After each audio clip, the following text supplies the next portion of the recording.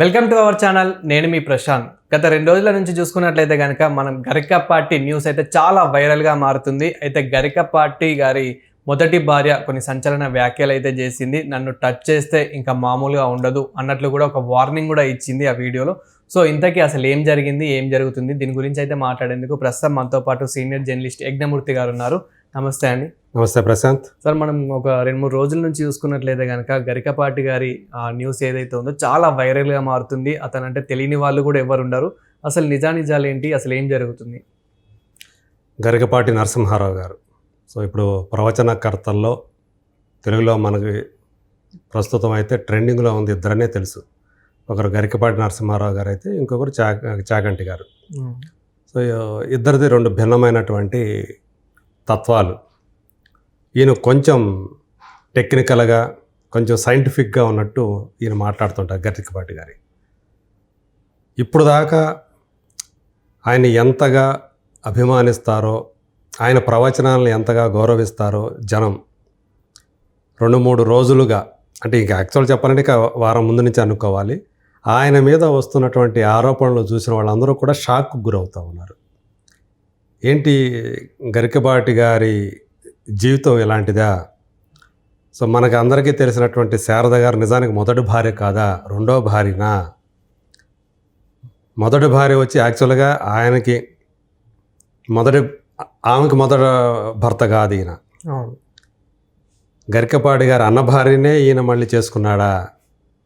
పైగా ఆమె ఏదైతే ఆరోపణలు చేసుకుంటూ వచ్చారో, నన్ను ఆయన లేవ తీసుకుపోయాడు బలవంతంగా అని, ఇలాంటి ఆరోపణలన్నీ కూడా ఆమె చేశారు. తర్వాత ఎందుకు విడిపోయారు ఏంటి, ఇవన్నీ కూడా తనదైన అలా ఆమె ఒక రకంగా చెప్పుకుంటూ వచ్చారు అవన్నీ కూడా. అయితే ఆమె గతంలో చేసిన ఆరోపణల గురించి గరికపాటి గారి అబ్బాయి ఆమె మీద కేసు వేశారు. ఆ తర్వాత నుంచి ఆమె తీవ్రత పెంచారు, ఆరోపణల తీవ్రత పెంచారు. అంటే ఎందుకు ఆ కేసు పెట్టాల్సిన అవసరం ఏమొచ్చిందంటారు? ఏవైతే గరికపాటి మీకు కనిపిస్తున్నటువంటి గరికపాటి నరసింహారావు గారు ఇది కాదు ఆయన అసలు రూపం వేరే ఉంది అని ఆమె తమ జీవితాలు, వ్యక్తిగత జీవితాలకు సంబంధించినటువంటి కోణాలని బయటపెడుతూ వచ్చారు కొన్ని వీడియోల రూపంలో. గరికపాటి గారికి వస్తున్నటువంటి ఈ పేరు ఏదైతే ఉందో, ఒక ప్రవచనకర్తగా, సహస్రావధానిగా, అష్టావధాని, శతావధాని, ద్విశతావధాని, మహా సహస్రావధాని, అలాగే ఆయనకు ఒక పేరు కూడా ఉంది, అవధాన బ్రహ్మరాక్షసుడు అనే బిరుదు కూడా ఇచ్చారు ఆయనకి. అంటే అవధానం చేయటంలో అంత గొప్పవాడు. కంప్యూటర్లతో కూడా ఆయన అవధానం చేశాడు. ఆయన నిజంగా చెప్పాలంటే ఆయనకు ఉన్నటువంటి విద్వత్తు చాలా గొప్పది, అది నో డౌట్. అది కాకపోతే ఏంటంటే ఆయన వ్యక్తిగత జీవితంలో మామూలుగా అయితే మనకు అవసరం లేదు కదా, ఆయన వ్యక్తిగత జీవితంలో ఏం జరిగింది ఏంటి అనేది మామూలుగా అయితే అవసరం లేదు. కానీ ఎప్పుడైతే ఆయన ఇలా చేశాడు,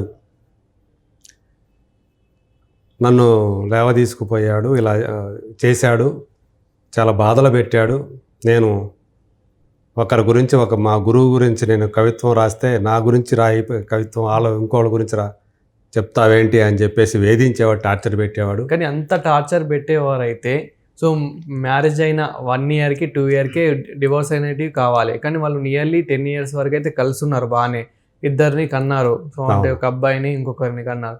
సో మళ్ళీ విడిపోయిన 20 సంవత్సరాల తర్వాత ఇప్పుడు ఎందుకు మాట్లాడాలి? 20 సంవత్సరాలు కాదు, 30 ఏళ్ళు అయిపోయింది. నియర్లీ 30 సంవత్సరాలు. ఈమెను పెళ్లి చేసుకుని ఇప్పుడు శారదగాని చేసుకుని 30 ఏళ్ళు అయిపోయింది ఆయన పెళ్లి చేసుకొని. అదే ఇప్పుడు ఎవరిని నమ్మాలి? అది ఎవరు చెప్పేది ఆమె చెప్పేదంతా కరెక్టేనా? ఆయన లేవ తీసుకుపోయినప్పుడు ఈమె ఏంటి పరిస్థితి ఏంటి? తప్పు ఆయన ఒక్కరిదే ఎట్లా అవుతుంది? ఈమెది కూడా ఉంటుంది కదా. ఆమె పిల్లల్ని తన పిల్లలుగా తనే పెంచి పోషించాడు కదా. అలాగే ఇంకొక పెళ్లి చేసుకొని ఆ రెండో ఎవరైతే వచ్చారో శారద గారు, ఆమె కామేశ్వర గారి పిల్లల్ని తన పిల్లల్ని అనుకొని తను పెంచి పెద్ద చేసింది కదా. అలాంటప్పుడు ఎవరు రైటు?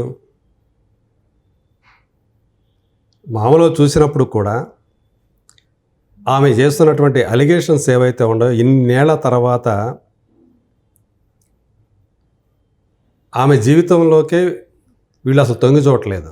కానీ ఈరోజు ఆమె ఏం చేస్తుందంటే వీళ్ళ జీవితాల్లోకి తొంగి చూసి మొత్తం వీళ్ళ కుటుంబాన్ని మొత్తం కూడా రచ్చ కిడుస్తుంది అన్నట్టుగా మనకైతే కనిపిస్తూ ఉంది. ఎక్కువ నెగిటివ్ ఎలిగేషన్సే చేస్తుంది తప్ప నాకు ఇది కావాలి, న్యాయం కావాలన్నట్టు అయితే ఏం చేస్తలేదు. వీళ్ళు ఇలాంటి వాళ్ళు అలాంటి వాళ్ళని చెప్పడమే తప్ప.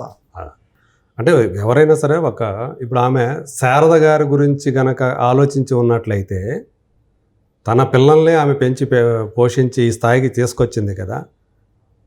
ఆమె తను చేస్తున్నటువంటి ఎలిగేషన్స్ వల్ల ఆమె జీవితం ఏమవుతుంది అనేది ఏం అసలు ఆలోచించినట్టు కనిపించట్లేదు. అసలు ఒక దాడి చేసుకుంటూ పోతుంది, ఒకదాని తర్వాత ఒకటి వీడియోలు.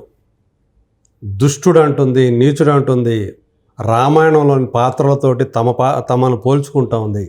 అయితే ఆమె ఏవైతే పోలికలు చేస్తున్నదో అవి కూడా కరెక్ట్గా అనిపించట్లేదు. అసలు ఆ పాత్రలు ఏమి కించపరుస్తున్నారు.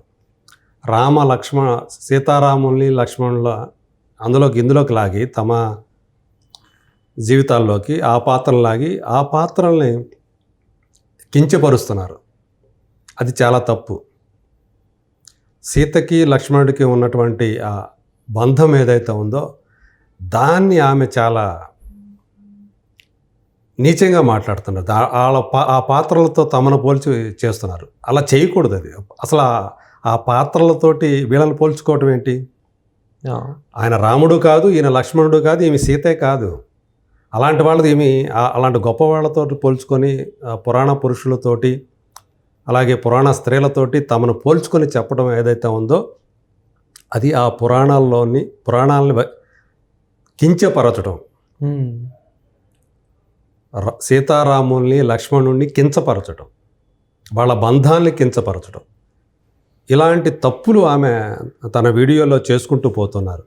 అంటే ప్రజలకి అర్థం కావాలని చెప్తున్నాననే యాంగిల్ ఆమె చెప్తున్నప్పటికీ కూడా ఈ పోలిక తేవటం అనేది క్షమించరాని విషయం అని చెప్పేసి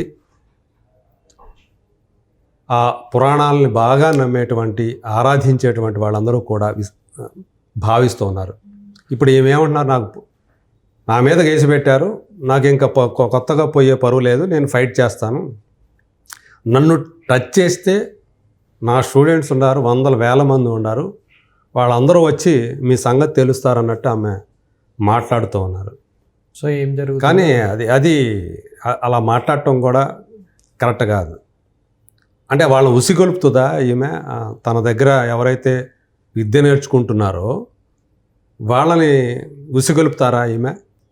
వెళ్ళి వాళ్ళని ముట్టడించండి, మీ నిరసన తెలియజేయండి అని చెప్పి వాళ్ళ మీద దండయాత్ర చేయండి అని చెప్పేసి పంపిస్తారా? అంటే ఈమె చూస్తామంటే ఒక ఎమోషనల్ బ్లాక్మెయిల్ కూడా చేస్తున్నట్టుగా అనిపిస్తూ ఉన్నది. ఇది కరెక్ట్ వేగా కనిపించట్లేదు. ఆమె తన పోరాటం చేయదలుచుకుంటే చేయాల్సింది ఈ రకంగా కాదు. తన టార్గెట్ ఎవరు, వాళ్ళ మీదే చేయాలి. కానీ ఆమె టార్గెట్ చేస్తున్నది ఆ గరికపాటి గారి మీద అయితే దానికి బలవుతున్నది ఎవరు? దానికి ఇంకా తన పిల్లల్ని పెంచి తన సొంత పిల్లల్లాగా పెంచినటువంటి శారద గారిని కూడా ఆమె బాధ పెడుతున్నది కదా, తన పిల్లలను కూడా బాధ పెడుతూ ఉన్నది కదా. ఇది ఆమె ఆలోచించినట్లుగా కనిపించట్లేదు. సో దీని వెనక ఏదో జరుగుతూ ఉంది. ఆమె పక్కన ఎవరన్నా ఉండి ఇదంతా కూడా నడిపిస్తున్నారా అన్న అనుమానాలకు కూడా ఇది తావిస్తుంది. ఆమె చాలా చక్కగా మాట్లాడుతున్నారు. ఆమె భాషా పటిమ చాలా గొప్పగానే ఉంది. అలవోకగా పద్యాలు చెప్పేస్తూ ఉన్నారు. తన గురువుల మీద రాసినటువంటి పద్యాలు చెప్తూ ఉన్నారు. చక్కని పదప్రయోగంతో ఆ కవిత్వం కానీ ఆ పద్యాలు కానీ ఆమె చెప్తున్నారు. అంత విద్వత్తు ఉండి కూడా ఆమె ఎందుకు ఇలా చేస్తున్నారు? నిజానికి ఆమెకు కావాల్సింది ఏంటి? అది ఆమె కన్నా తెలుసా లేదా? గరికపాటి గారి జీవితం ఇది, సో ఆయన దుష్టుడు నీచుడు అని చెప్తున్నాడు. అంటే ఆమెను తీసుకొని వెళ్ళిపోవటమే దుష్టత్వమా నీచమా ఇంకేమన్నా చేశాడా అవి తెలియట్లేదు. అవి ఆమె అలవోకగా దుష్టుడు నీచుడు అనే మాటలు వాడేస్తున్నారు.